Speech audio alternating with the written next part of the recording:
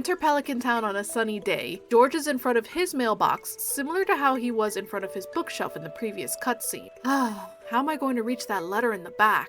In walks Penny, who notices this. Here, let me help you, Mr. Molnar. Penny walks behind George and pushes him a little to the side. She grabs the letter and hands it over to him with an excited, "There you are." George immediately has this bubble over him, signifying that he's irritated.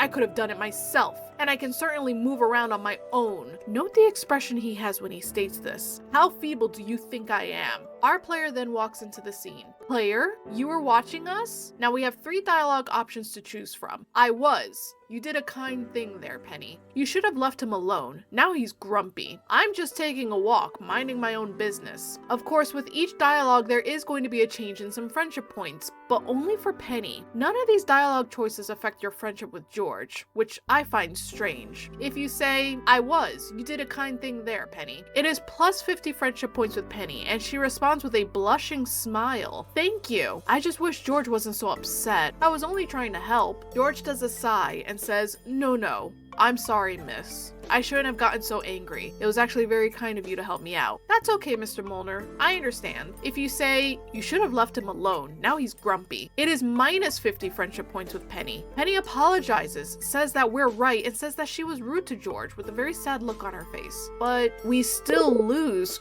50 friendship points with her. George continues to say the exact same thing that he said last time. No, I'm sorry, miss. I shouldn't have gotten so angry. If you say, I'm just taking a walk, minding my own business, Penny just smiles and says, I see. George does a sigh and says the same thing. No, I'm sorry, miss. I shouldn't have gotten so angry. There's a little more to the cutscene, but let's pause for a second while all of this is still fresh in our minds and let's analyze. We lose friendship points with Penny if we're not on her side? Huh? Now, I can understand her being upset because being told that you really hurt someone's feelings by a stranger, remember this is a 2-heart event, we are barely friends with Penny, is really humbling. So of course she is going to feel sad, humbled, and maybe a little embarrassed. But it is crazy to me that it's minus 50 friendship points. When George follows up with his, no, I'm sorry, I shouldn't have gotten so angry, it feels like he's comforting Penny because, oh, she's sad, but it's okay to be sad after you made a mistake. That feeling of shame or embarrassment or yikes, I screwed up, that should stick with you for a little bit. It should make a few wrinkles in your brain so that you can really digest it and learn from it. It rubs me the wrong way that we only get plus 50 friendship points with Penny if we praise her.